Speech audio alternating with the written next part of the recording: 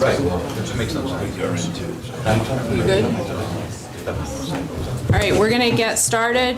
I'm going to call to order the Tiverton Technical Review Committee meeting of February 25th. And we are first going to do a review of the Vital at Tiverton Commons application, and Sue is going to take my place for that section of the meeting. Hi, I'm Sue Mara from Weston and Sampson. I'm the planner that's working on this project, assisting the town with the technical review. So Ashley tells me this will start with a presentation by the applicant. It looks like you guys are here and already getting started, so just maybe identify yourselves and you can get started. Sure. Members of the board, good afternoon. My name is John Mancini. I'm an attorney with offices at 56 Pine Street in Providence, Rhode Island, and I represent the applicant this afternoon with respect to its petition that's pending before the planning board.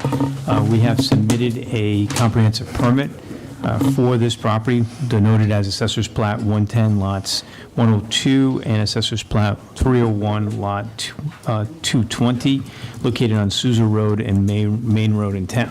And I have with me this afternoon Molly Titus of Dupree Engineering. She is our project engineer.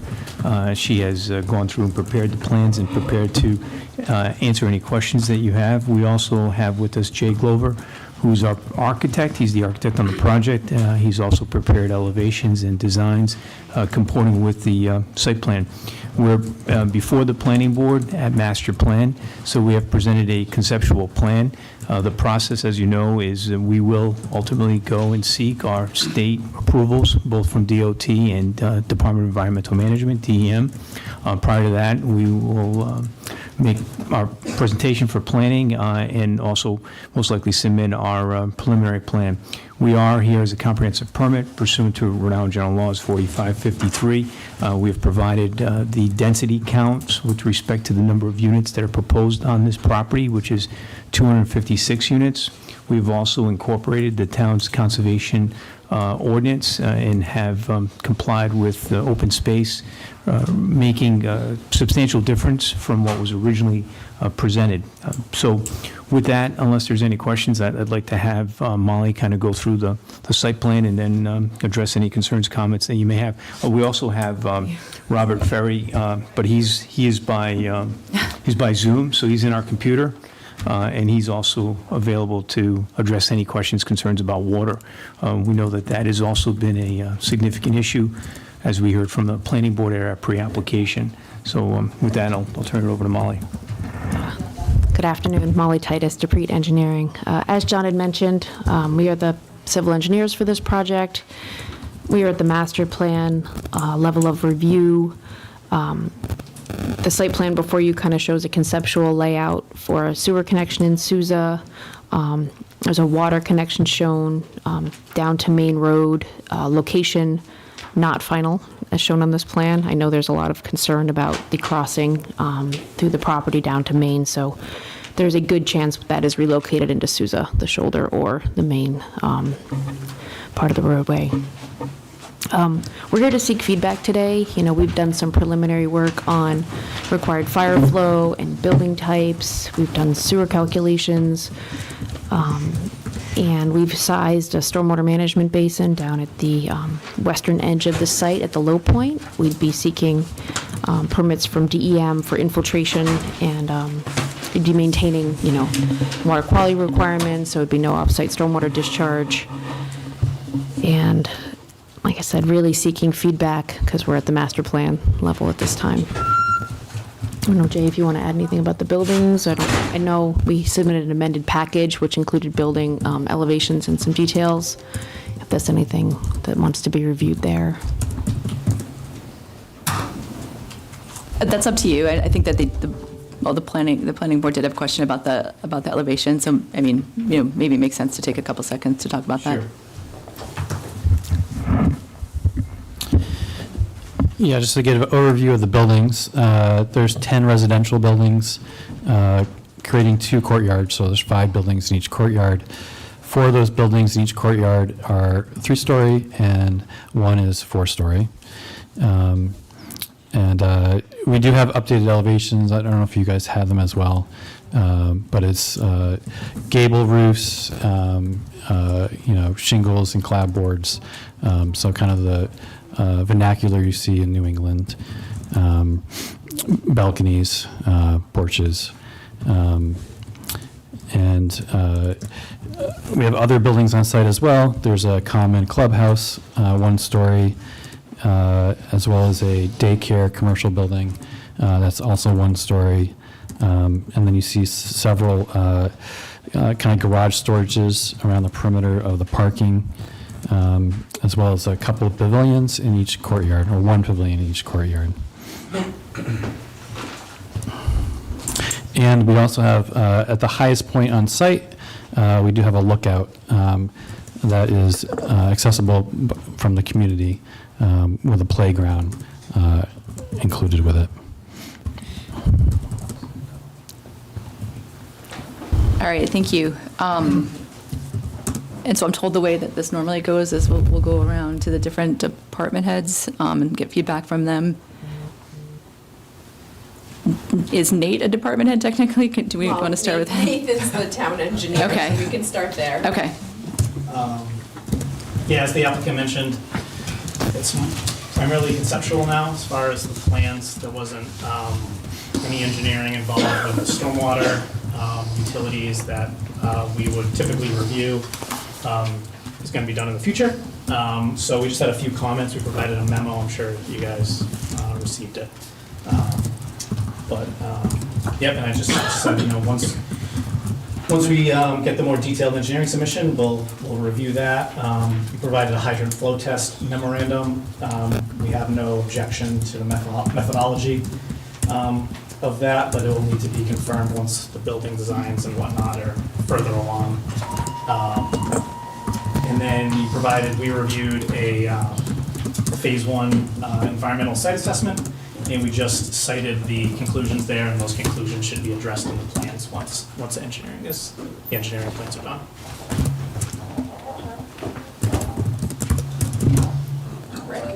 Hi, Rick Rogers, Tiverton DPW Director.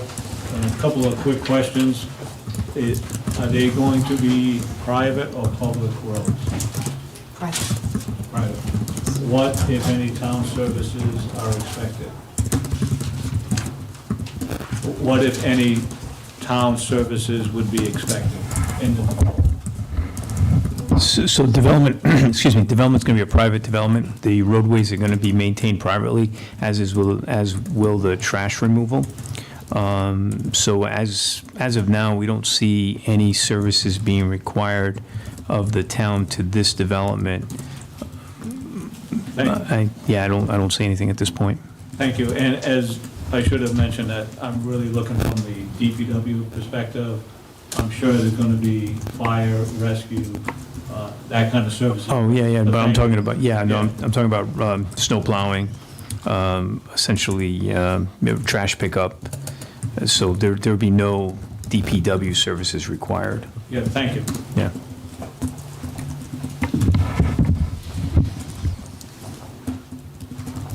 That's it for me. Okay, thank you. Nope, chief, okay, Chief.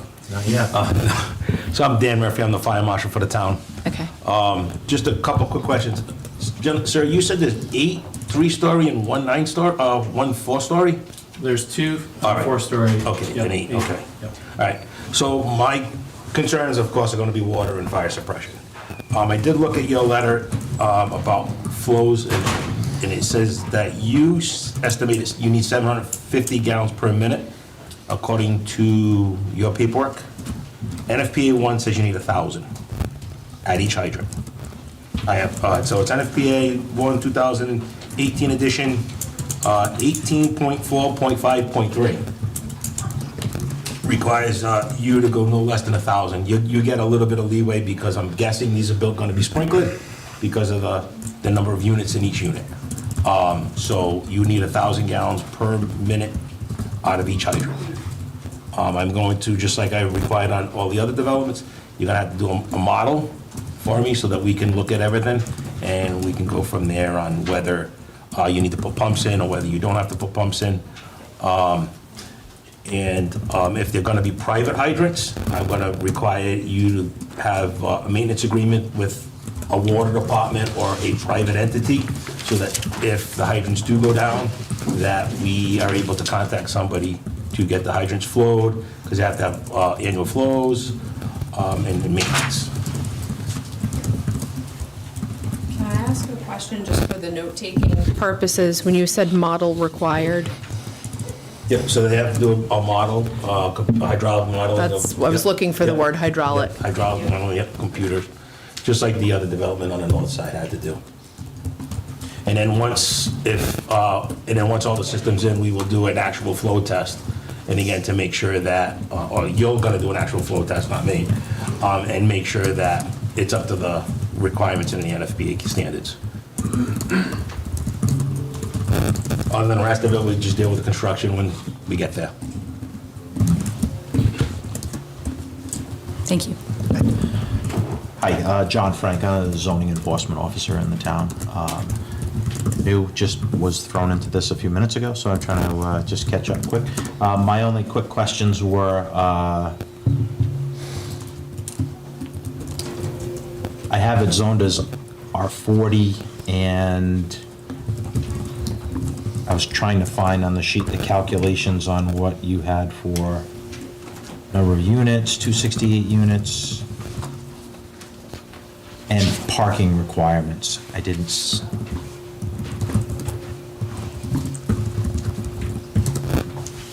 Do we have that parking, what your ratio is? Or is that even? Yeah, that's in the, it's in our plan section. It's on the legend. plan. Yeah. And I'll just for the purposes of everyone's knowledge, this is filed as a comprehensive permit, so within the state statute for comprehensive permits is a density provision and a parking provision. So they would not be adhering to our zoning for that, they would be adhering to the state requirement for that.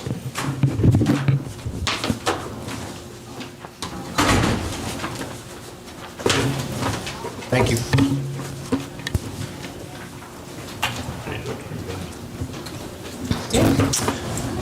Well, my quick questions already got answered. The only other thing, I was wondering, the pavilion, why that has to exceed 35 feet? It's already on top of the hill. He's on what's see- called the lookout. Mm-hmm. Yeah. Idea. Yeah, I mean, we haven't determined exactly how high. We want to be above the trees so they can get a nice view. I think the idea of the idea of the lookout is so they could look out beyond the trees. But, and I have to double check, but I'm pretty sure we've asked that as a variance request on the height on that, but that's up for discussion. Yeah, I saw the variance on the four-story Yeah, 4 stories. yeah. units, but in order to meet the least Yeah, necessary, well, the. and it wasn't that, it's not that much over, I mean, it wasn't. Yeah. The important aspect there is, our goal is to leave that section of the property that you see in the plans with the lookout as is. So we don't intend to deforest any of that, leave it in its natural vegetative state. And so we wanted to build that building that corresponds to what the height is out there, but we can, as we get closer to it, we can analyze that. Okay. Yeah, that's all I had. Can I ask a few more questions? Yeah, of course. Yeah. Is the daycare going to be a licensed daycare through the Department of Health? Yes. You know, okay, so that inspection for the fire department has to go through the state fire marshal's office, okay, just so you know that. And can you tell me what these parking garages are going to be, sort of look like? Because I know it just says parking with storage, that's all it says. Yeah, they're just one story. I'd have to look, I think they're like 14 by 24 foot deep.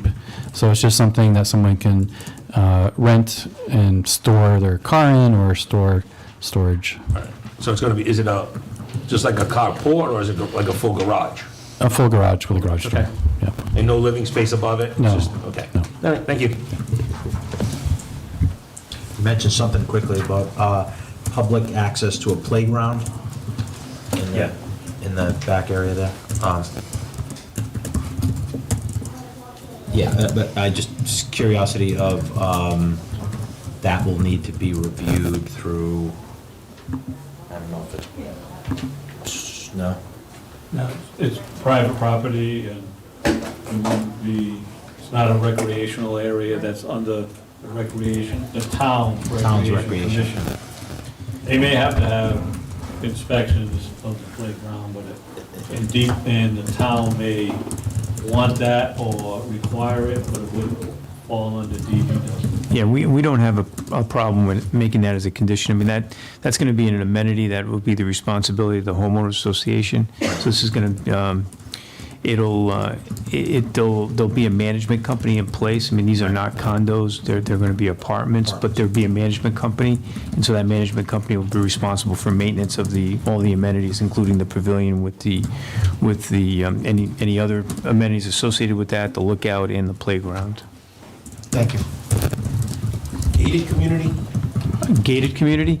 I don't know if we're going to put gates all the way around. It's a pretty large parcel, but it'll be privately monitored. The main entrance is to the front, and I'm sure that there'll be proper security to it. Right, so is there gonna be gates and stuff? I don't think so, no, All right. no. And, any gates that we do, obviously we'll run them through fire so that, you have that proper access and either breakaway gates or proper keying or something like that. But I don't envision, right now, the plans don't show any type of fencing or gates. If we have another chance, quick question. Is it going to be recycled? You mentioned trash. Is it going to be recycled? Yeah, whoever ends up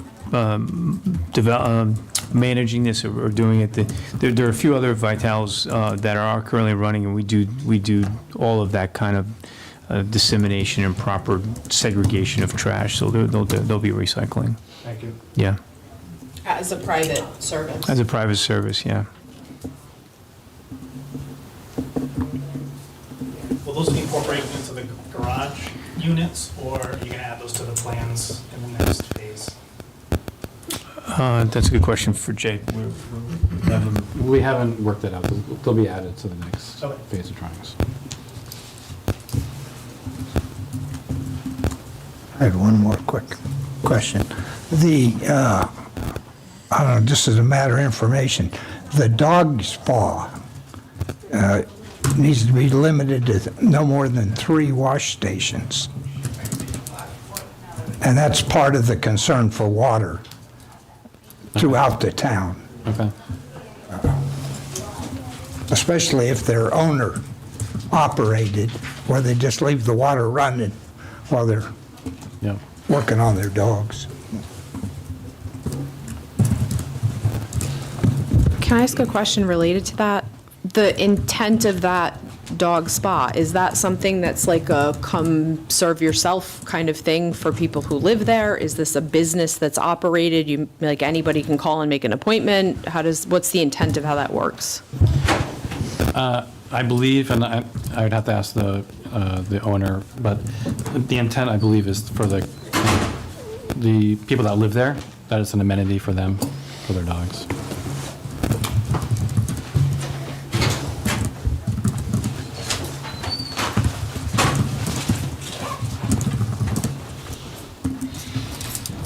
Any more questions? No, Ashley, you're saying you don't usually get public to show up, but that, if there is anybody here to speak on it, if you would like to be heard, I think that sounds like the committee would consider that. If there's anyone here for the Vital application, not what's the second one? Friendship? Friendship Farms, yeah. Sue?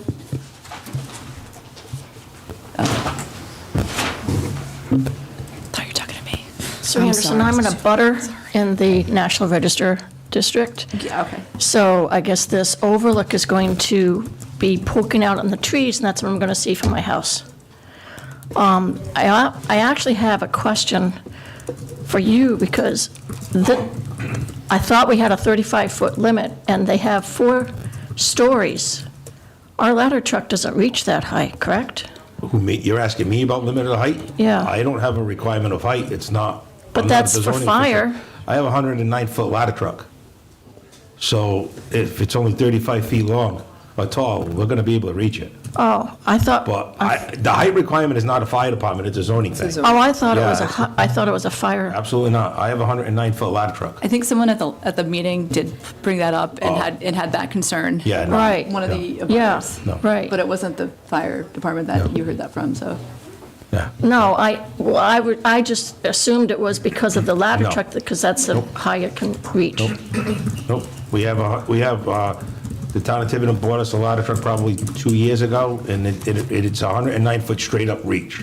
So to reach and the tallest building is 4 stories, we'll be able to reach it. Okay, and what about the water pressure? Water pressure, they're gonna have to deal with that if they don't have enough. Right, because not- I don't have enough, and Well- I'm down the bottom of the hill. That's why, when in my first statement was water pressure, and I cited them what they needed, just like the development across the street, and just like the next development that's in front of us. Right. They're going to have to meet the requirements. And it is what it is, it's the code, I don't write it, I don't even approve it.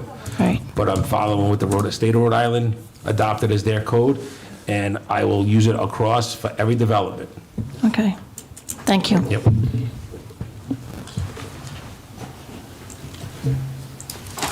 I have a question related to that, just for understanding, and maybe Bob can, between the two of you, can help answer this. We are talking about hydraulic model. I think we know, or we believe that one doesn't currently exist. When you do a hydraulic model, you have to model like the whole thing? You can't just model a piece of the thing.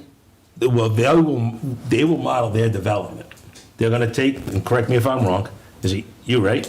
Bob Ferguson. Bob on the Not Bob, screen. So what they'll do is they'll take the pressures that they've received from the flow test that they did, and they will, in their computer system that they have that's smarter than me, and they will compute how, elevations and where all the hydrants go, and then that computer will factor it all in and say, your pressures at this hydrant, at this hydrant, at this hydrant are X. What that number is, and then if it's below the standard, then they have to come up with a system to bring it up to the standard. Right, I get that. Yep. I guess I'm asking these questions because we've heard, Yep. and this is, I'm not speaking just specifically to this application, but to other applications as well. We've heard the notion that it's not just about what you can get delivered, but what impact that has on other parts of the system. But the type of modeling that you're talking about wouldn't address that. It would just address Yep. what they can And get in this site. That's all I can address is this development here. I can't address town-wide systems. That's not for this development. Bob speak to that issue? Because I think there's two different questions. Yeah, let's, Yep, hang on, Bob. They're ready for you. I'm gonna make you loud. Okay. This is Bob Ferrari from Northeast Water Solutions. He is the consultant that administers Stonebridge's water system. Okay. Yeah, good afternoon. Let me just add some information to reinforce some of the earlier statements made. Number one, we had as a very preliminary effort, we recommended, and the Dupree Engineering, the developer, did run a hydrant test. That's very preliminary. I prepared a technical memorandum, essentially, to quickly summarize it. We said, listen, Stonebridge can produce the water to meet the needs. However, there's significant questions relative to pressure. And if you review that memo, we've advised that a pumping station will be necessary. Obviously, a lot has to go into the design of that pumping station. We have a lot of unknowns right now, and that's contingent upon the developer to execute that work. Just for everyone's information, just last week, the Stonebridge board approved a contract with an engineering firm it's Par Corporation, to prepare, to execute a new hydraulic model of the water distribution system. There was a extremely old model that hadn't actually been used in a long time. It's outdated. And so we actually are initiating work on that new model. Whether it's this development or any other development is proposed, during the planning process, they're going to have to execute the model or have a model run executed to demonstrate not just that can water be delivered to this development at the appropriate flows and pressures, but what the implications are elsewhere in the distribution system. One other thing, we actually had put in our memo that we anticipated a fire flow requirement of up to 1,100 gallons a minute. However, that's contingent upon a whole host of factors that I believe many are undefined at this point in time. So that in all likelihood, I would anticipate it would be revisited as the design proceeds.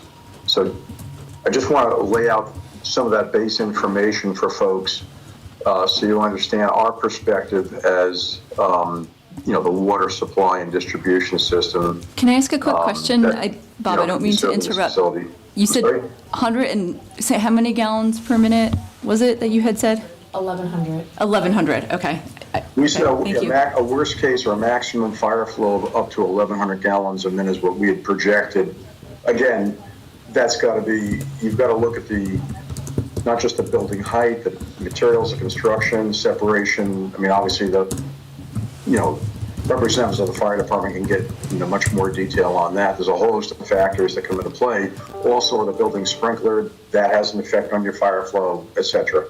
So if there's any number of ways that can be modified or mitigated to some degree. But there's no question that a pumping station would be required for this development to supply water. In the memo I prepared, I looked at I'll call it the domestic potable water demands. We looked at average day, maximum day, and also looked at peaking requirements, peak 4 hour, peak 1 hour, and peak instantaneous demands, because that's part of any assessment and any model that would have to be executed as necessary for the design of the pumping station, the booster pumping station that they would need. So, and I'll be more than happy to do my best to answer any other questions you might have. Couple of quick, DPW director, couple of quick questions. One is that the 1,100 GPM, is that per hydrant? Often the fire department would use more than one hydrant depending on, where the buildings are, et cetera. Is that 1,100 GPM into the development or per hydrant? We assumed that was the maximum fire flow requirement. So I would suggest that's into the development, if you will, because for that kind of flow, you're going to have multiple hose streams, presumably, where there's multiple hydrants and potentially in use there to get 1,100 gallons a minute. I would imagine. But that's what we had estimated as likely the maximum fire flow requirement based upon the information we had available at that point in time. So before you take into it, so it's 1,000 gallons per minute per hydrant. But it's not, I mean, if I'm opening one, I don't expect the other one to have 1,000 GPM. It's just, every hydrant at start has to be 1,000 GPM. On its own. Gallons per minute, excuse me. But as normal, as you open up the hydrants, you get less and less. But every hydrant has to be at 1,000 at initial. So it's not like this hydrant's at 1,000 and then the hydrant further in is at 500. They all have to be at 1,000 at start. Okay. Thank you, Bob, and thank you, Dan. Quick question is, will the Parkour model give an indication of what, for instance, the GPM is on the distribution system on Main Road or Sousa Road on an average morning or afternoon, to give a comparison to the 1,100 GPM? Yeah, the intent of the model is, number one, we can theoretically model any scenario, we can, dream up.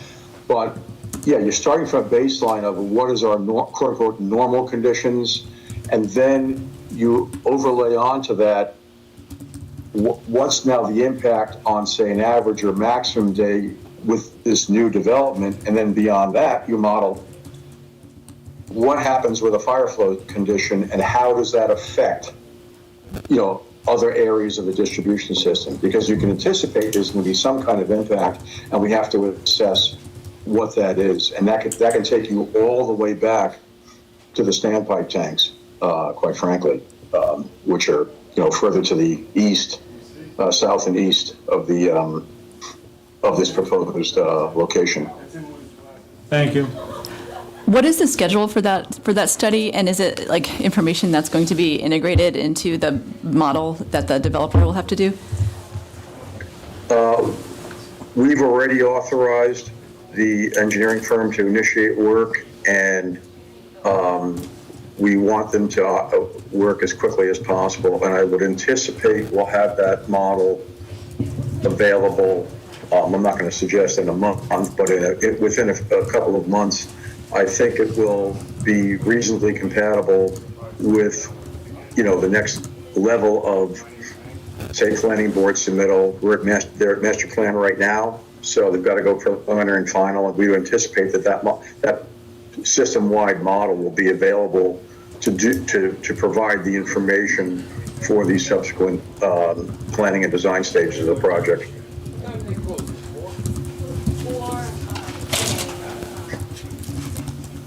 Okay, so not within a month, but maybe at some point after. I mean, I know it's hard to say. I think that's an important point, is to make sure that whatever hydraulic study is provided does include that information. I think that's something that the town would probably recommend. Yeah, please, just to further elaborate, the district, the Stonebridge Fire District, they clearly recognize that we needed to get a whole new model or an updated model prepared, simply because we need that for planning some other improvements to the system and an overall assessment of the system. But as everybody's aware, there's a lot of development proposals, and that just makes it that much more necessary and critical that we have this available. So, the need was there, and the motivation was there to get this model executed as quickly as possible.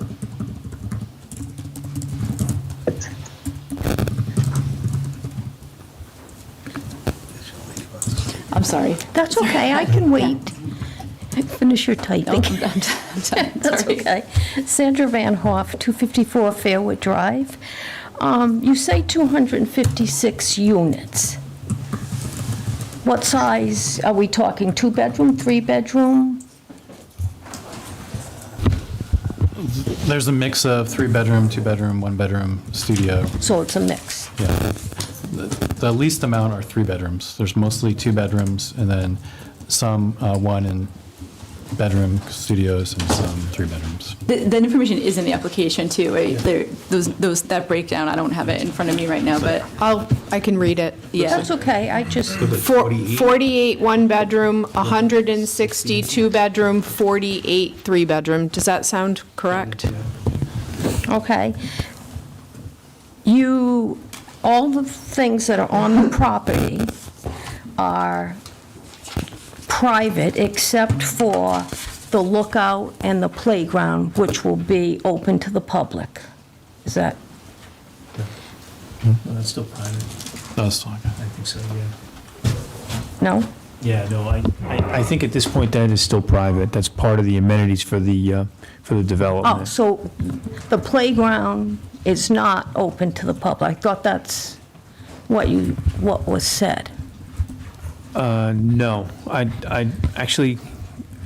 not sure on that. I'd have to get back to you, but I think it's all private, so it's all maintained by the management company, and it's all part of the development, so it's not an open site for use of the public. It may be a use for the daycare, but I don't think it's a public Oh, okay. property. But the rest of the land is open space, So that hasn't been concluded as to how we're going to handle that, whether we're going to deed it to the town or maintain it.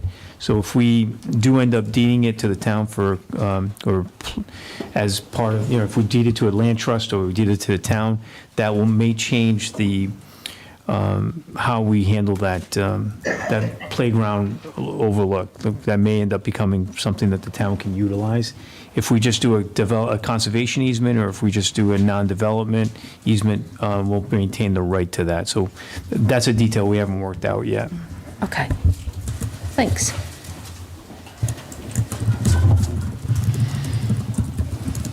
Just a quick thing on the fire pumps. Clearly, it sounds like you're gonna need them. When we're developing this, just, can we have a backup plan or backup pump? Reason being is we have a development that has the same situation, has pumps, and they shut them off because there was a problem and didn't tell me for 3 days. So we had no fire suppression for 3 days. So we need to kind of work that in.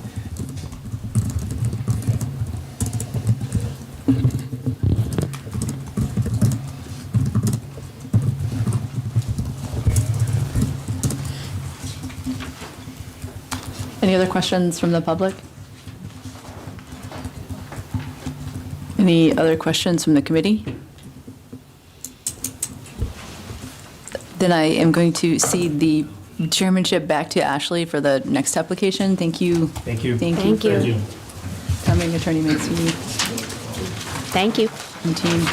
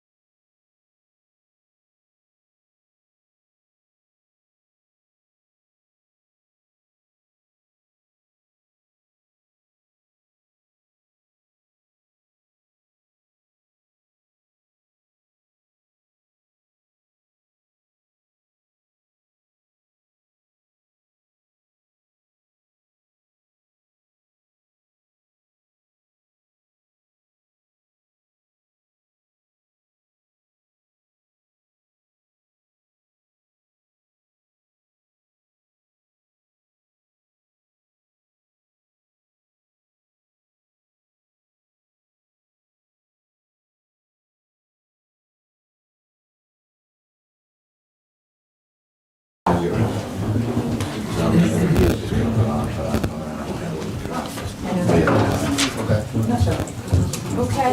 next.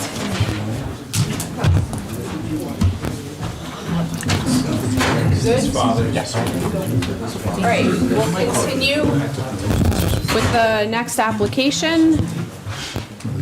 This is Friendship Farms, Plat 214, Lot 112. Major Land Development Project Comprehensive Permit. If you guys want to take the floor, you can do a brief presentation. Thank you. Attorney Matthew Landry from the Office of Bush and Kavanaugh on behalf of the applicants, Tiverton Investments LLC, joined by Lynn Small to my right from Northeast Engineering. She prepared the site plans, the engineering details, stormwater calculations, and the like that are being reviewed by the board. And Mark DeMello, also on behalf of the applicant, is here to answer any questions that may come up. I'd like to just provide a high-level overview. This is really the first instance that we've had to receive feedback from the TRC. This project is proceeding under the comprehensive permit statute, like the application before us. So there's somewhat of a different set of standards that applies to this. We've asked for a number of waivers that are allowed under the state statute. This is a comprehensive permit application, which means 25% of the proposed units will be deed restricted to affordable housing. We do have a letter of eligibility from Rhode Island Housing. At the time of the submission, we asked for a waiver of that. We have received it since, so I just want to put that on the record. It is a preliminary plan application, so it's a pretty comprehensive submission, includes a traffic report, a number of narratives to explain the densities and some of the other things that this project contemplates. This is a project located on a large 60 or so acre parcel off of Stafford Road. It has a significant amount of frontage on Stafford Road, and one of the questions I know came up in the staff report was access along Glendale Avenue. There's a question about the status of Glendale as a public street or not. I'll address that. It's our position that all that's required is a right of access to, quote unquote, a public street. And I can have Mark go in a little bit more detail about what's being proposed, but there is an easement proposed and a land swap deal with the approved subdivision that we currently have access to that will legally and permanently establish that right of access over Glendale to Stafford Road. So we don't anticipate any issues with that. But generally speaking, the high-level overview, the density here, we're proposing 155 units, 38 affordable units at 80 to 120% AMI. There is an HOA proposed. There's a declaration of condominium, preliminary draft that was submitted as part of the submission. They will be well integrated throughout the development, and there's an integration plan that was also part of the submission, and we can, highlight that as we go through the process. This is being proposed as a two-phase development, which is pretty routine. Even with the extinguishment of the master plan level, it's possible to proceed as a phased development, even at preliminary plan. I've done so on a number of other projects since that master plan went away. The whole project can be approved and vetted at preliminary plan and then proceed in phases to final plan with the appropriate conditions that the planning board may deem necessary. We see no reason why that can't be done. The first phase of the development is for 71 units. That's on the front part of the 62-acre parcel. There was some confusion, and I apologize for that, in the submission as to the exact unit count and what was not being proposed. Part of that is because there are some existing residential units already on the property. So just to clarify, phase one is 71 units. There's an existing duplex with 2 units closest to Stafford Road. Those are going to remain. There's 68 new residential units being proposed and duplexes, all 2-bedroom units. And there's 1 freestanding condominium unit that's being proposed. So that's where the 71 units comes from. And I know there was some discrepancy in the submission, but that's the first phase. The second phase will include 84 units in total. There's 2 freestanding condominium units that are 3-bedroom units, 66 units across 33 duplexes that are all 2-bedroom units. And then there's 2 apartment-style, garden-style apartment buildings to the rear of the property that will house 8 units apiece. So that's 16 units total there, for a total of 155 units. And again, the affordable component will be integrated as is required throughout the development.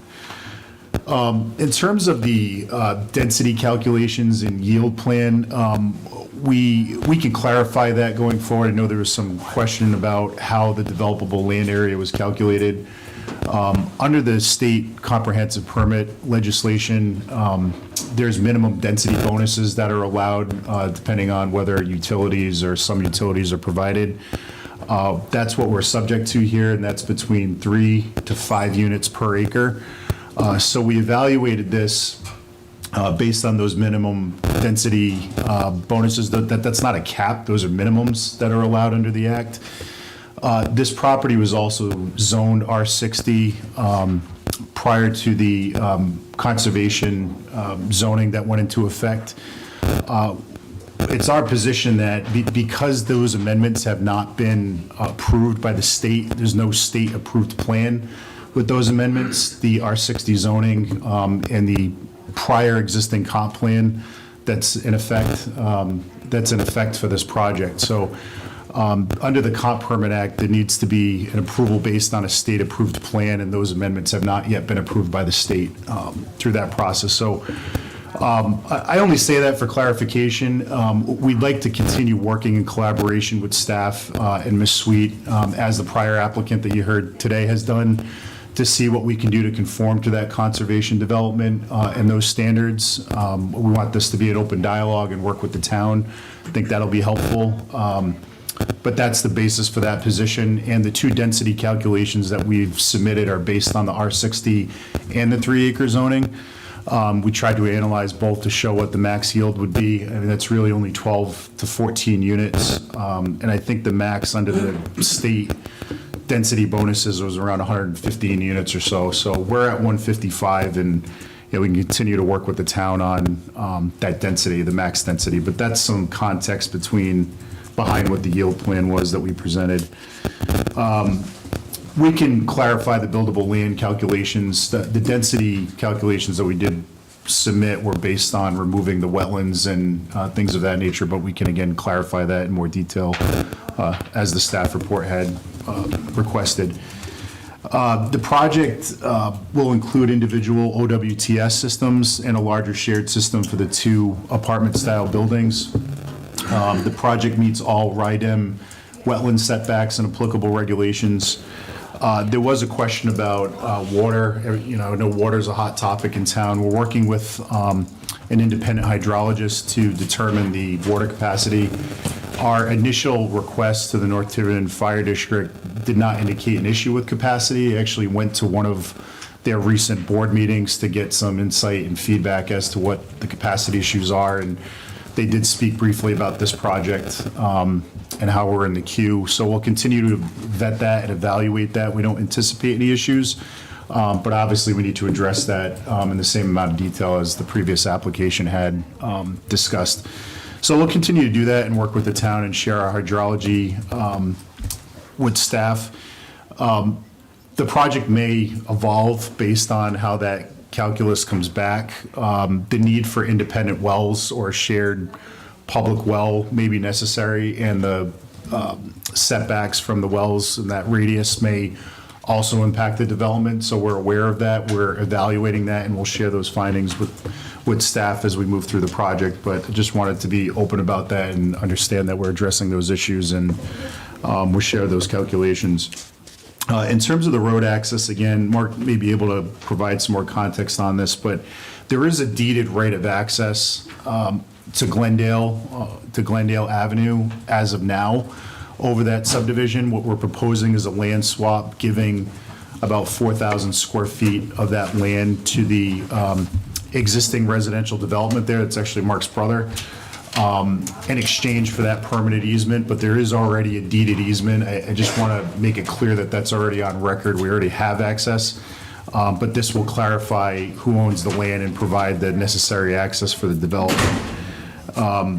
And again, we don't see any issues with that. All that the statute requires is access to and from a public street, and that's how we're proposing to access the development.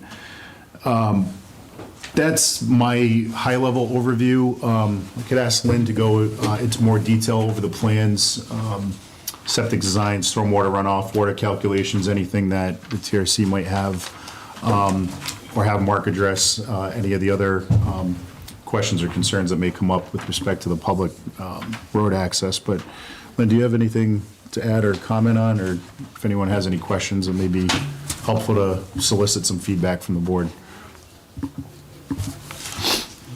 It's up to the board. If you want me to do a presentation, I can do a quick presentation of the engineering for the project, and then if you have any specific questions, I can try to answer those for you. So basically we're splitting the project into phases, and that was also part driven by the site characteristics. As you can see, the site has a rather large wetland that breaks the project into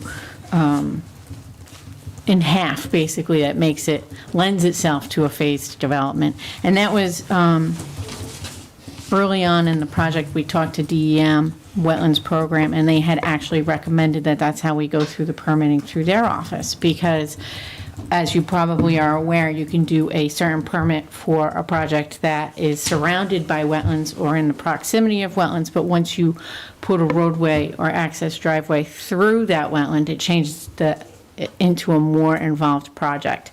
So they wanted us to get that first piece permitted for the project that's surrounded by the wetlands, which is essentially phase 1, and then submit the more involved application to the state for the phase 2 project, where we actually have to put that access driveway or roadway through it. I have a question about that. I'm not sure you'll know the answer. If DEM looks at the first application, understandably, because there's no wetland crossing, it's a different type of review process. When they do look at that second application, are they considering that first application in their review, or are they looking at that second application in isolation? So that's a good question, and I will do my best to answer it correctly. So we already have the wetlands permit for the phase 1 of the project. They've already reviewed and fully permitted the first portion of the project.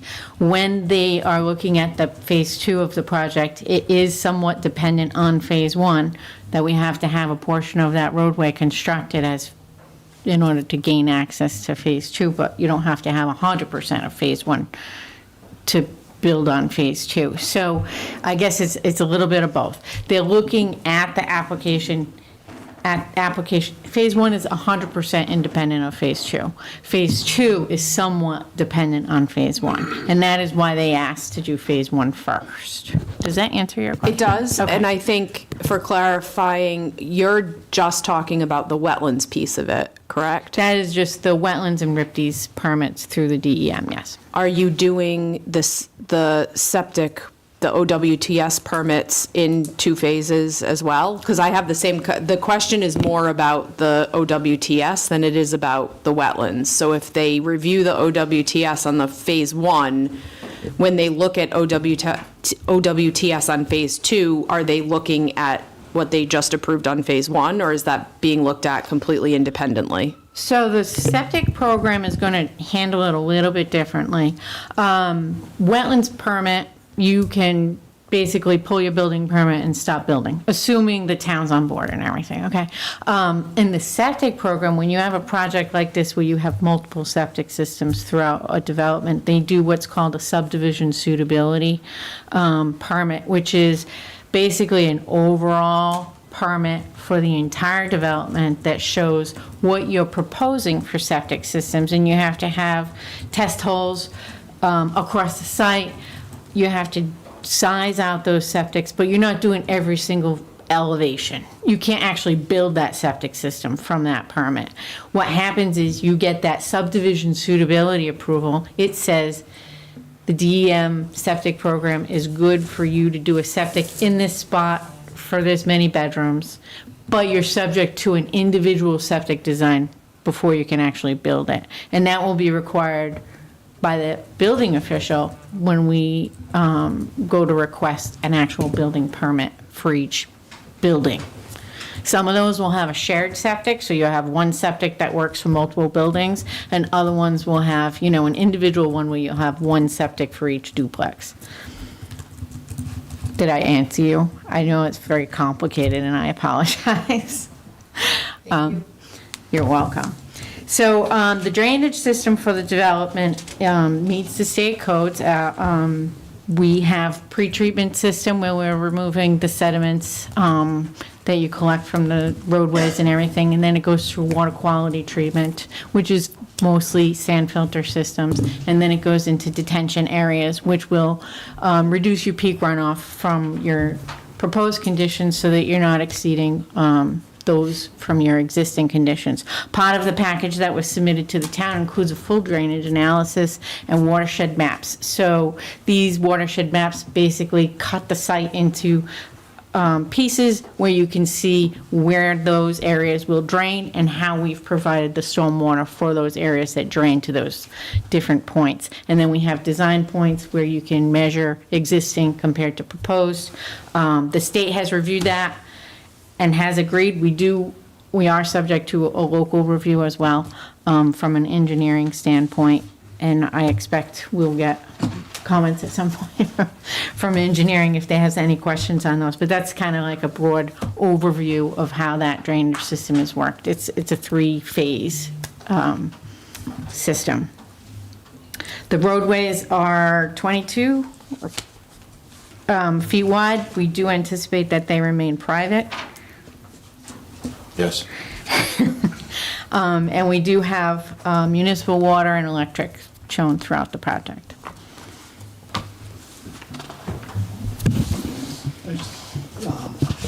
I'd say 20 for the roads. Is it 20 clear and then curbs? So 22, yeah. Just to clarify, because I think that's one of the... It's 20, yeah, they're shown as 20-foot wide. Right, with a foot of berm on either side, yep.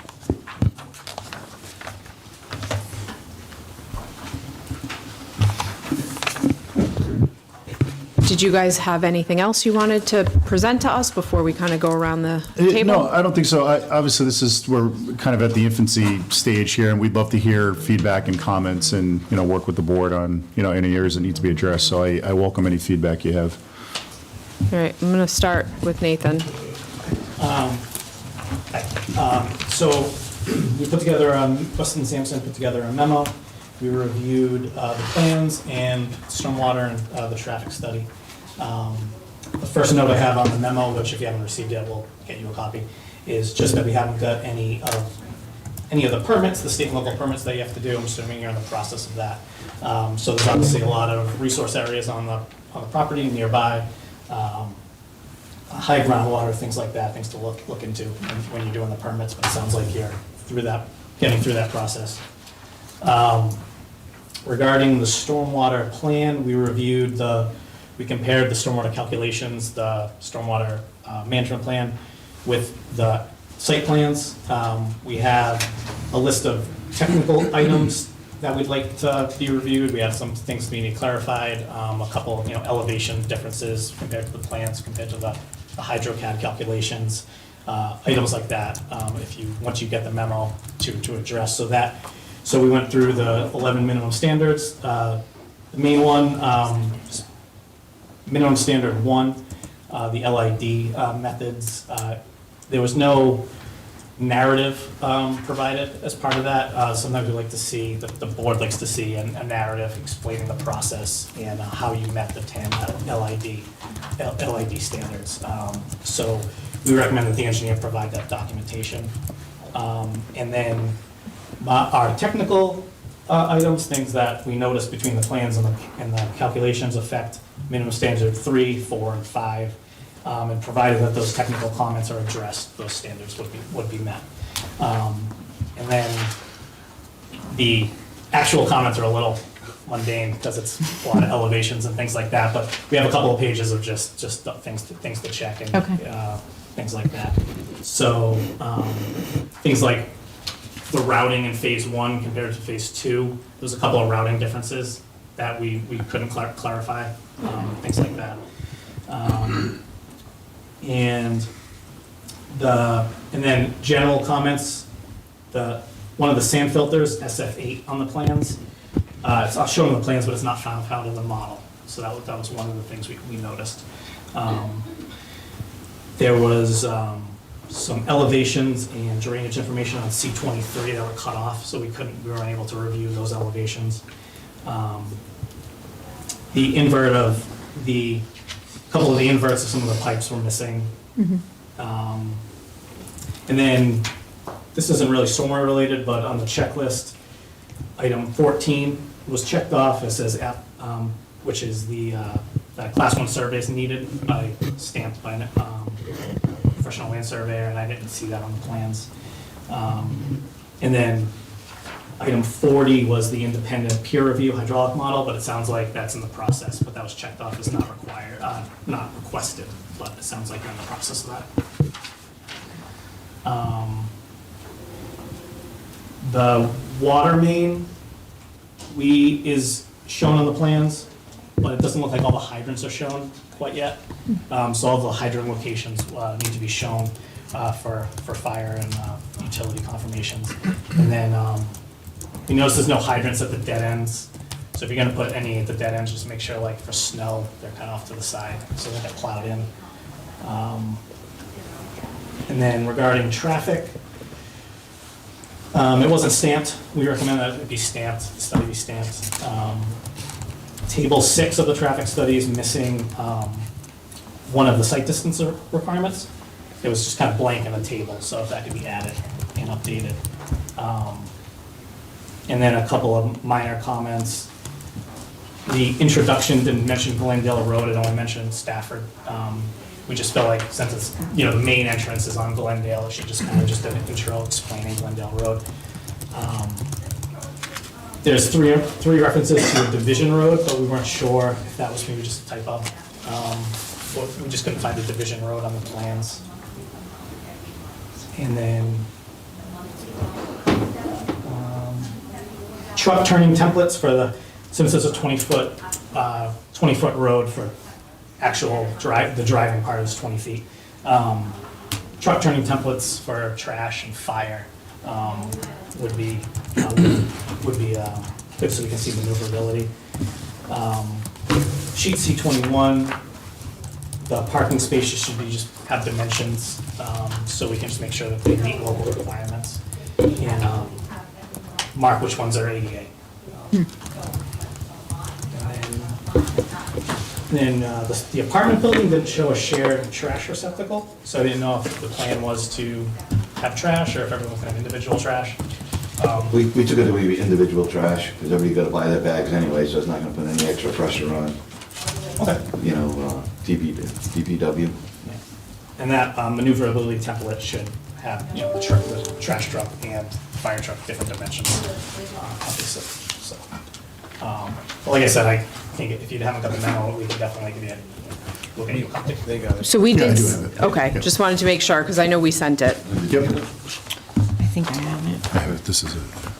Okay. Oh, we can start. You did a good job. So we'll put a response to comments back on any revisions that we make to the plans as a result of. Great. I'll circulate that. Rick? Okay. I think I heard, but I want to clarify, are they going to be private or public roads? Private. What town services, if any, are going to be expected in terms of, not counting fire, rescue, police, but what town services will be expected? I would just think it'd be just the, which is really not the town service, but DPW, trash collection. Right, so that That'd be would be a rest is town private. service, Mark. Okay, So you expect the town to collect the That's trash and correct. recycle? yep, Anything else? I think that would be it. Okay, because the roads are private, there's gonna be no snow plowing, no maintenance, potholes, et cetera, et cetera. That's correct, yep. Okay, and because they're gonna be private roads, I'm not gonna bother asking what's the right-of-way width of the roads, what's the depth of the road, what's the gravel, et cetera, et cetera, et cetera. There's no intent to have these turned over at any time for town ownership. Not at all. Okay, thank you.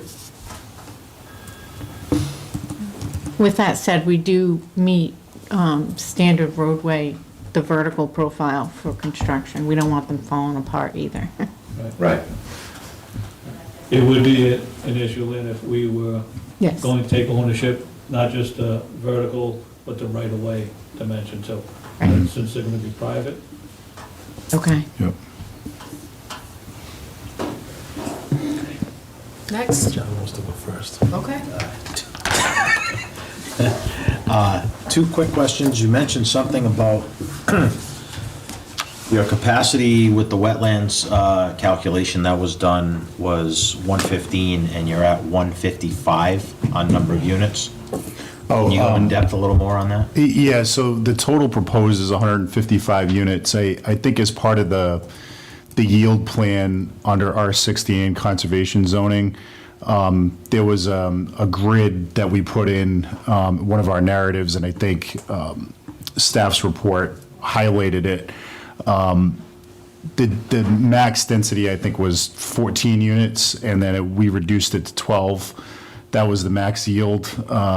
I don't have it in front of me, but the 110 or 115 units that I referenced was what would be allowed under the state act, the 3 to 5 acre, 3 to 5 units per acre that's allowed if you're on public services. So that 110, 115 unit factor was suggesting what the yield could be under the state act, under those density bonuses. Okay.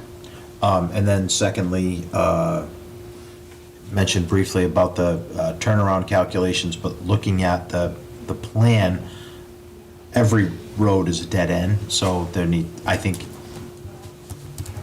just briefly looking at the plan, you're gonna lose out on a number of buildings on the end of those roads if you have to put turnarounds in, for sure.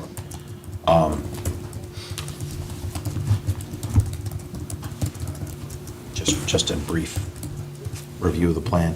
And then also parking. Are those buildings, the two duplexes, are they gonna have under garage parking, or are they just driveway parking? It's surface parking areas. Okay. And if I may add to what John is saying, it's my understanding, but again, I defer to Ashley or the town solicitor, that the terminus of all the roads has to meet town requirements for turnaround, even if they're private roads, whether it be a cul-de-sac, whether it be a T, but it has to be suitable for any trucks that you're expecting collection for trash and recycle, and the largest fire department vehicle. So dead end is sort of a common term, but what's at the dead end? Is it a T, is it a cul-de-sac, and what's the radius? And Nathan did cover that as far as asking that it be shown, so you can see the truck radiuses. Yeah, we can certainly supply that. Yeah, and the duplexes in phase 2, I know that's down the road, but phase 2, the duplexes, that kind of dead end, there's 8 of them that are, there's no turnaround or anything set up, established there either at all. Okay.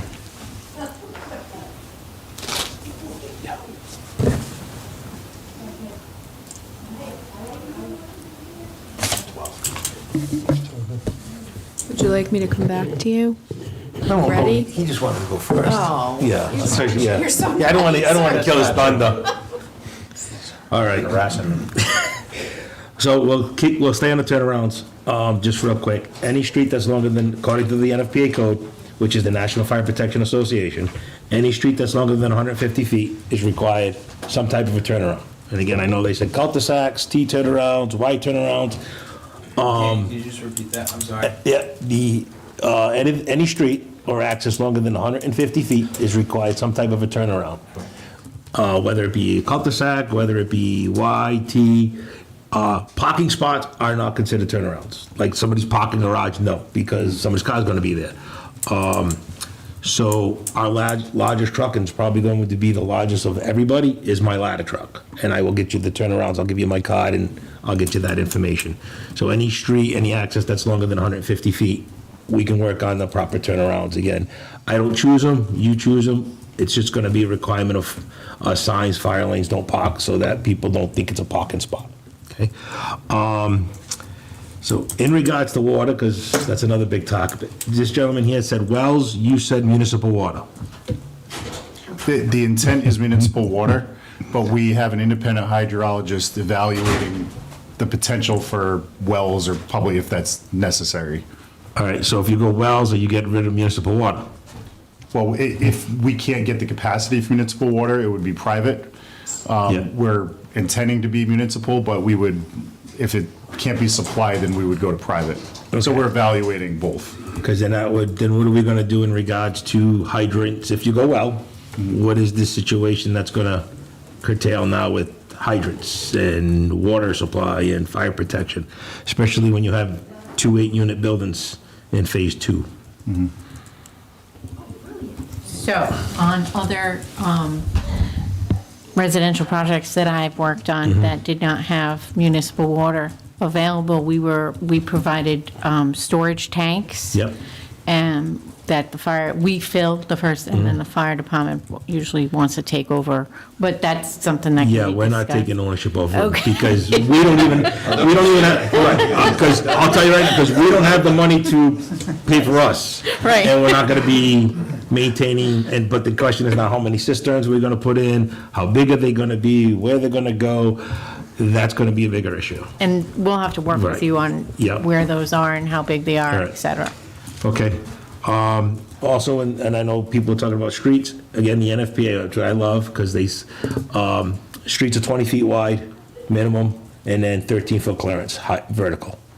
That's spelled out in the code. And if we're going hydrants, the same story that I gave the last one, if we're going municipal, you get is it duplexes and then single and duplexes throughout, other than those 2 units in the end? That is correct right now. Yes. Okay. Why, are you changing that? Well, I'm not sure, but we've got to make sure everything works. Oh, okay. So you get, again, hydrants 1,000 gallons per minute, flowing for 1 hour, where the other development is 2 hours. So we'll work with you on the hydrants, and I know the gentleman, hydrants were very tough to come by on the plans, so we'll work with you.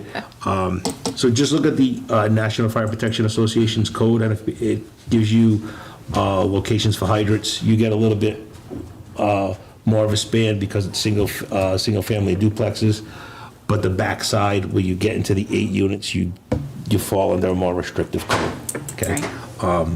So just look at that, and we'll discuss all the hydrant and cistern. I ask you, respectfully request, please don't put cisterns in, but I get it.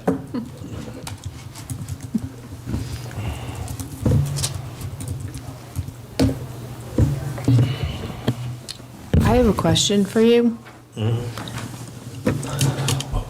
Yes, good. How do you, because this is a roadway that's designed with some fingers off it, like, what's at every 150 feet, like, is that like Yep. there, Yes. there, Every dead end. Okay. That's more than 150 feet is required to turn around. Okay. Yep. Some of them in. Oh, right there, yeah. Not all of them.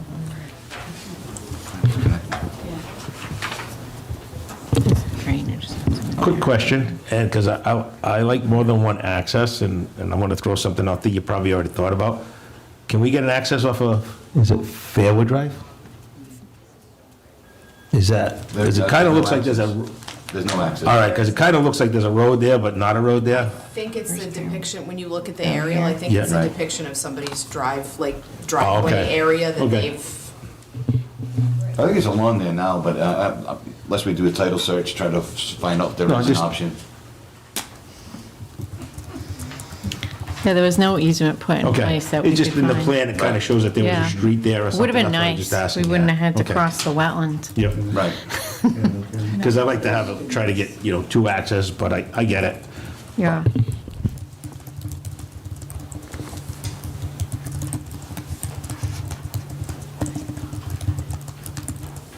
You all set? Yes, ma'am. Dave? Yeah, I was concerned about that much wetlands, but you've already got DM approval on phase 1, so, hey, that's not, comes under us. I am concerned about the increased traffic on Stafford. I know there's a traffic study, but in the 43 years I've been reading traffic studies, nobody that writes those ever says that there's going to be a significant impact, but yet the traffic just gets heavier and heavier. And sometimes it's without a second access, it's the same thing. It's tough to dilute the increased traffic down. But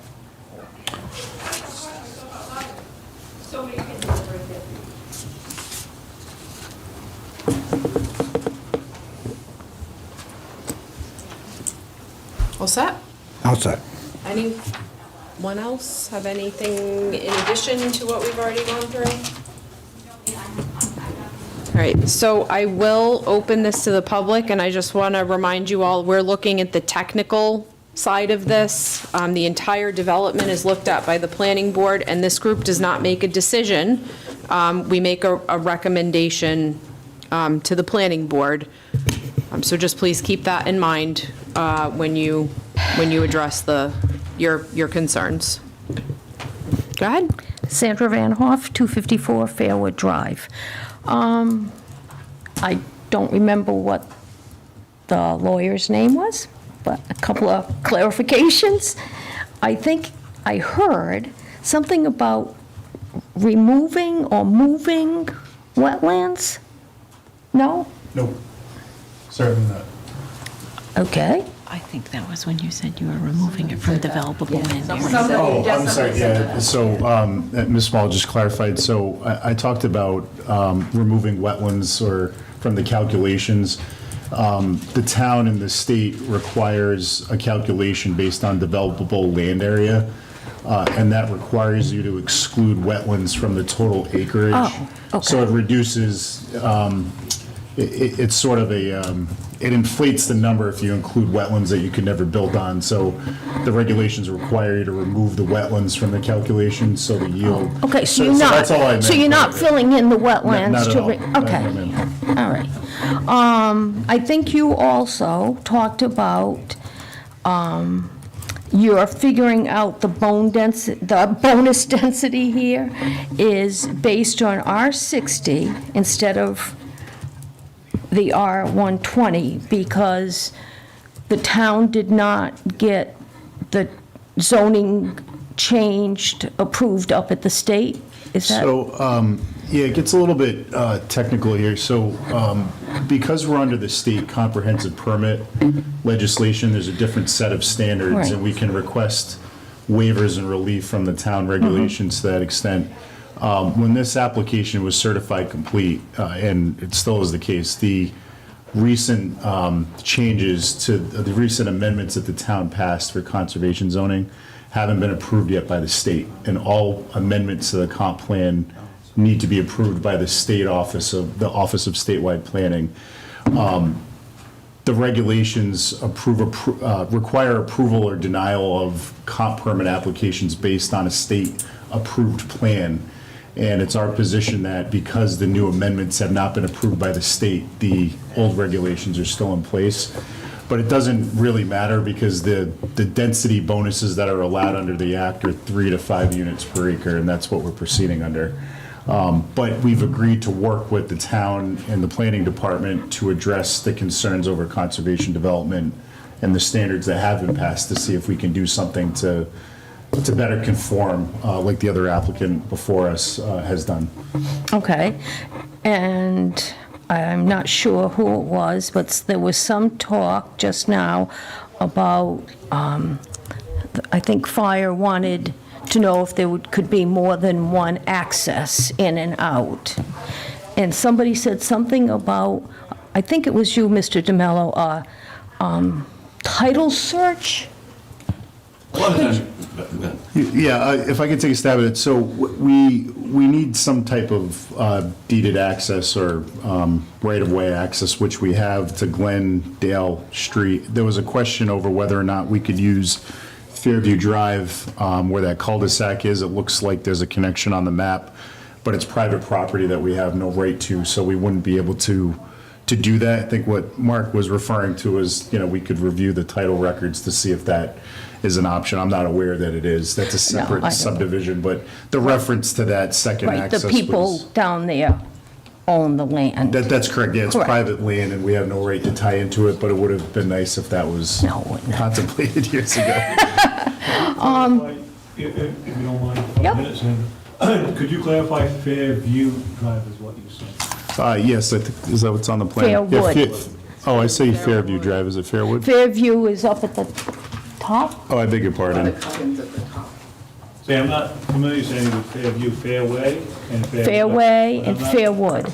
But I'm not familiar with Fairview as shown. Is that That's Fairview? why I'm asking. Or maybe it's just a... It's Fairwood. Oh, I'm looking on our plan, maybe we just have it identified as Fairview rather than Fairwood, If but... your plans say Fairview, they're wrong. It's Fairwood. It's Fairwood. Yeah, we can correct that. I apologize if I'm No, just I saying knew, that I knew what incorrectly. you were talking about. I know exactly which Yeah, little I'm not- piece. I'm not finding fault with typing or anything like that. Right. I just wanted to make sure I understood there was not some street Right. which I was not familiar. No, I appreciate that. I wasn't aware of that. I apologize for that, so we could correct that. Right, because there's a Fairway at the top of the development, and then there's Fairwood. Yeah, it looks like on the overview plan, it's incorrect, but on the more detailed sheets, it's correct, so we'll fix that. Good. I Okay. can't take credit for that, that's Nathan. And the Thank you. fact that you mentioned that title, so thank you. I have another question. We're talking about the turnaround needed for trucks and fire vehicles. What about school buses? Well, if they get it for the fire truck, for our ladder truck, you can turn anything around. Right, So- but I mean, what the plan right now is, what's the plan for school buses? Well, I think there are standards that we need to comply with in terms of turn radius. These are private roads, so it's not as stringent as if they were public streets, but we'll have to submit a turn radius plan to the town to address this. Right, but I could be wrong, and the superintendent's not here, but I always understood that children did not have to walk further than a mile to get the school bus. And the kiddos in Phase 2 would be further than a mile, so, Well, I don't want to speak on behalf of the school department, because I'm fine. I'm not either. But I would say that the school bus would just drive down the Phase 2. It's just, again, any street that's longer than 150 feet, that's dead end, is going to Right. need a turnaround. And if we can turn our ladder truck around it, that's they can turn fine. the school bus around. It was just, Either that or we're it going to was get new just drivers. a thought as to something else that needs to go down that one street and come back out. I have a question, though. Wait, we got to do one at a time. And I'll give everyone a chance, but we have to do one at a time, and we can't have people just talking from the audience. Just for your knowledge, the memo that was given to the applicant identifies the fact that there is little to no information on trash receptacles, snow storage areas, school bus locations, mailbox locations. So that's information that we'll expect to see them provide at some point in the near future. Okay. So we have Just flagged so those items. It's on somebody's Yep. radar. Yep, we have flagged those as needing information about how that's going to be managed, Okay. where that's going to be located. Now, I know what Kathy was just going to ask is if it's a private road, is the town required to provide school buses to go down it? I don't know what their policy is. That's something that we will definitely have to get figured out. I don't know what their policy is on going down private roads, but Okay. it is something that we'll have to get resolved. Okay. Thank you. I may be incorrect, Ashley and Sandy, but my memory was on the Pecasset Reserve, although it may not be accurate information. My understanding back when they were having those meetings, that they were gonna be private roads, and that the discussion was the school does not go down private roads. That's correct. And there was a little bit of a hubbub because there was discussion about the school making an exception and going down those private roads at Pecasset Reserve. I do not know if that is accurate, but that's certainly my memory. Yeah. And I also don't know what the final resolution was, but it was clear to me at the time that it was not the past practice for the school to go down any private road. Right. Right, and where we're looking at, and this is just a comment, where we're looking at multiple of these developments throughout the town, this is one issue that needs to be clarified because it could possibly come up in other developments that don't have good access, or turnaround, I should say. It's an excellent point, in my opinion, so thank you, because I wouldn't want the town drawn into a controversy later on. Correct. There's a public outcry of why don't the buses go down there? That should Correct. be resolved ahead of time. And how that relates to the distance that children walk, don't walk, there's a whole fishbowl of things that go along with school buses. Okay, thanks. Next. Hi, excuse me. John Baylog, 29 Oak Drive. We have some concerns about the safety of that intersection of, the proposed road on the Glendale. So my question is, whose responsibility is it to evaluate the safety of that intersection? So the applicant is responsible for providing a traffic study that is supposed to address the impacts of their development on the surrounding area in terms of traffic. So you're saying the developer does the impact study? The developer provides a traffic study as part of their submission. It is up to the planning board if they would like to have, we also have a town engineer that reviews that, and I think you heard there was some comments and questions about that traffic study. So it's provided by the applicant, but it is reviewed by the town's engineer and commented on, and we will continue to go back and forth on those until the town engineer says that all their questions have been answered. Will it be available for public vetting too? Everything that's submitted to the department that goes to the planning board is a public record. So you're welcome to come you can look through the file and request copies. Okay, and just a little bit further, that proposed road intersection with Glendale and Caribou, they're like parallel roads, roughly 200 feet apart. You have to make a strong right-hand turn. The propensity, for an accident occurring at that intersection is fairly high. Is that going to be evaluated? Is the likelihood of an accident, it's a single point of ingress, right? So, God forbid there was an accident there, and the fire station had to serve somebody, and they couldn't get through, how would that be addressed? Well, like I said, the applicant provides a traffic study that is supposed to address the impacts, and I know that accident data is part of their traffic study. I'm not a traffic engineer, so I can't talk to you about specifically how an intersection is evaluated by a traffic engineer, but it will be provided. Their traffic study is provided, and as I said, our town engineer does a review of that traffic study. Got it. If there was an accident at that intersection, does the fire department do you develop any contingency plans for how you would get a fire truck around if there was an accident? Into the development of Elkin Drive?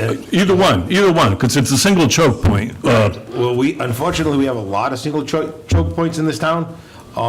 Unfortunately, we deal with what we have at that point in time. Right, but at the planning level, if you can throw in a contingency plan that's better than going in blindly, correct? Well, that's why I asked if they could come in through Fairwood, all right? Fairwood. All right. But unfortunately, they don't own the property, because it does look on the site map that it did look like a street, that's why I asked the question. But since they don't own it, they can't do it. So I can't require a second means of entrance or egress. I can ask for it. And no direct egress onto Stafford Road either? It's not up to the fire department. Oh, yeah, right. Yep. No, but, if you could impose requirements on street width or anything like that to get Yep, around it. Street width, according to the code, is 20 feet wide, 13 feet tall. And so if there was a car there, you could get around Yep, it. that's why I made that comment earlier. Yes, sir. Okay. I just have another question, and maybe the engineer could answer it. The study impact report that they had done, the traffic one. It says 55 cars are going to impact the going out of Glendale in the morning, and 55 at peak hour coming back in. Now, you're looking at, between these two phases, and both phases have to use this one access road, you're looking at a lot of cars, a lot of people living there, a lot of people having to go to work in the morning, coming home in the afternoon. I know, and I live on Fairwood Drive. We're nowhere near the size of this.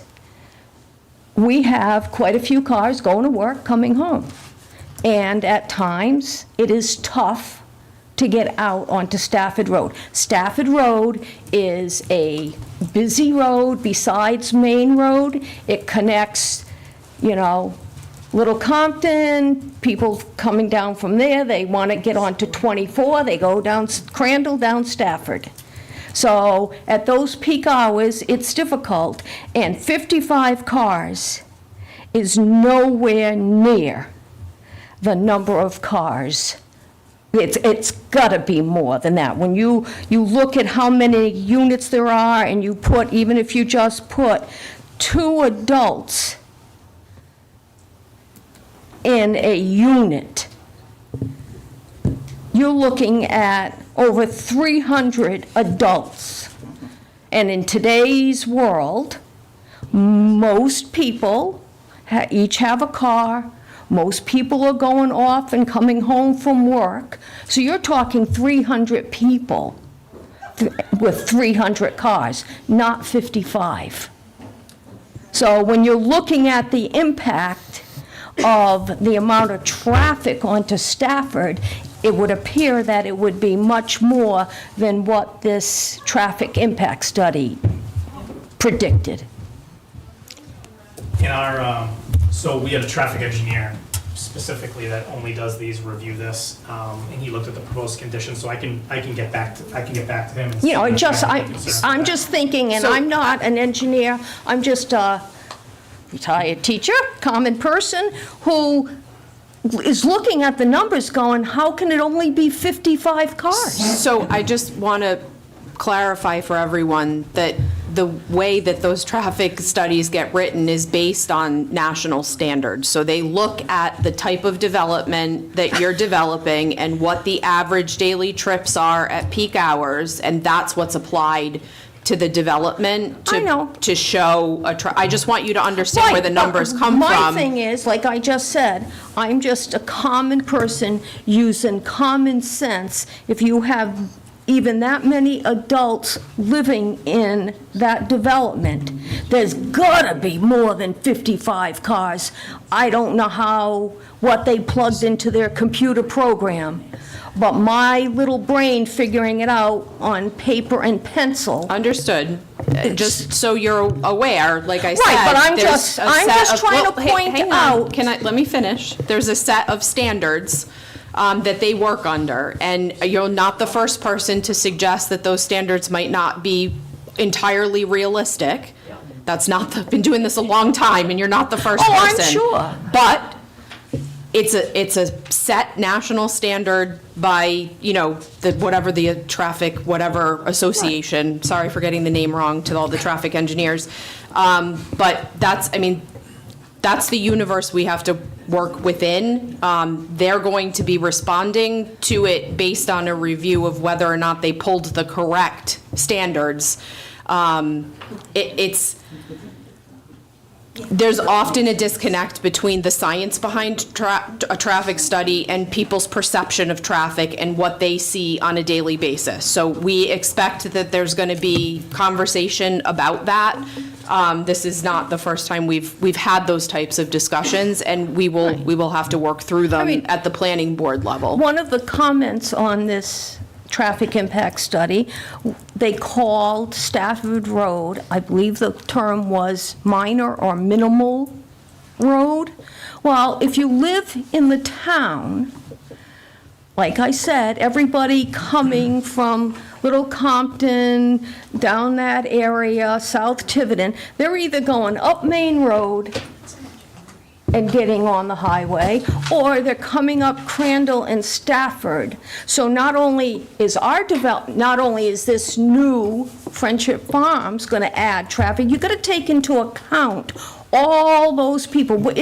Stafford Road's not a minor road for traffic in the town. Again, these are not standards based on people's perception. They're national standards, and there's I just want nomenclature for types of roads. Just wanted to get it out there so that maybe somebody will look at it. I don't expect this will be the end of the traffic conversation, for sure. Next, please. Michelle Dunn, 66 Elk Drive. Yes, a traffic comment, because I read through it. I did notice the errors on Division Street, so that makes me really question. That was supposed to be a comparison road, and so I question the validity of that. In addition, I've done a traffic count in our I live on Elk Drive, so in that development, there are about 49 units, and I was only able to verify 38 of those, and in the morning, there are 43 cars leaving. Now, this study, according to the Rhode Island DOT manual, it's supposed to be done on an average day. It was done in August. August is not an average day. School is in session 10 months out of the year, so that is not an average day. In our development alone, we have 6 people who work for the school department, so that would have been 6 additional cars in and out of the development. So I do feel that traffic study is weak, and that there should be another one done on an average day, which would be a school day, because I think the numbers would be different. And based on the number 55, if you count the traffic already coming in and out of our development, 55 is a very low prediction.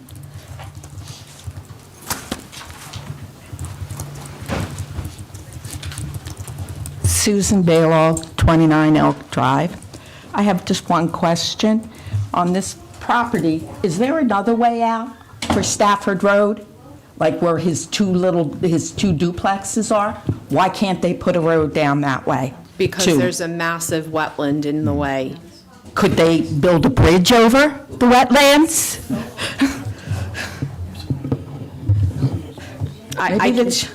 Maybe they should think of that.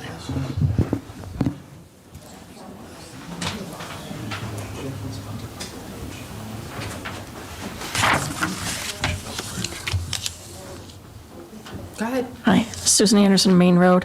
So this plan looks a lot like the Harkins plan for Pecasset Reserve, where you have development on this side, and you had a street between them over the wetlands. When the DEM reviewed the plan for them, they said, no, you cannot have a street going over wetlands. And they made them change it. So I really don't understand how DEM can approve the street going from the Phase 1 portion all the way over to Phase 2 across all these wetlands when they didn't do it in Pecasset Reserve. That's my comment. The only thing they allowed was an emergency, Right, I was gonna say, there is a road up at but Castle not, Reserve, but not, it was right. not to be used for, That's what it is. yeah, but it was not to be used for the development. There's a second access point. on Right, on Sousa Sousa and Fish. To get into each side. Right, but I'm very concerned that DEM's not gonna approve this. Or I'm not concerned, I'm just saying. Should. Yeah.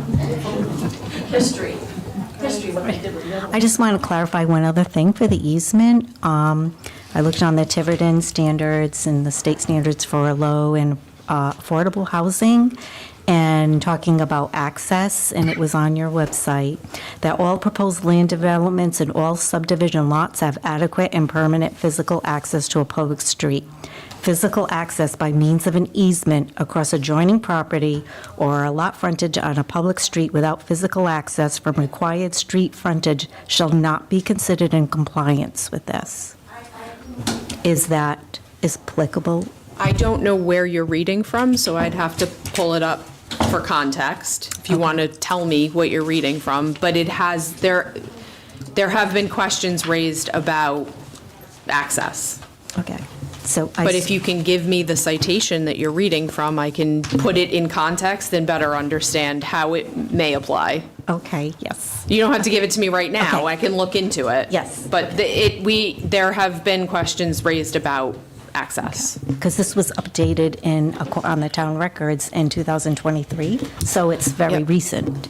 The other thing to keep in mind is that we are working under a state statute for comprehensive permits. So there are instances where the state supersedes the town's ability to impose its own regulations. So that's why I can't necessarily answer the question. I have to look at where that comes from. Well, I'm just working with a land use lawyer, and so those are the things that we're looking at, that where there are some things we can in fact control. There are, and then there are I know other they're things that are limited. out of our control, and that's why we have to take all of that into context when looking at requirements and whether we can enforce them or whether the state mandate on affordable housing and the ability to file a comprehensive permit supersedes the town's ability. And so we're going to look at each of those independently. We just haven't gotten to that point of making determinations about those issues yet. Okay, thank you. Safety should supersede it. Anyone else? Yeah, just a quick thing that I didn't mention here for this group. If you're gonna do hydrants and they're gonna be private, we're just gonna have to have somebody, have an agreement with somebody to maintain them. Just like they did, I just wanted to put it on record. Can't maintain it? No, not you, Mark. No.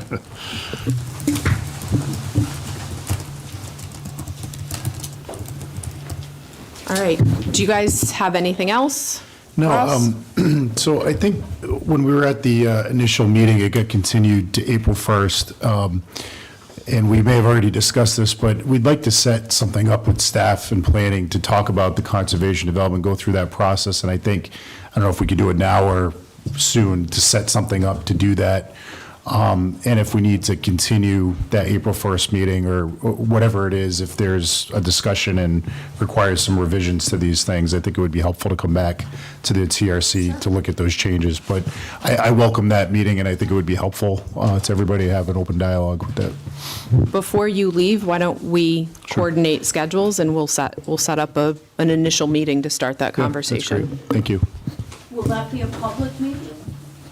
I think initially it's going to be a discussion between the applicant and staff, and it may result in changes to the application. I have no idea, but any changes to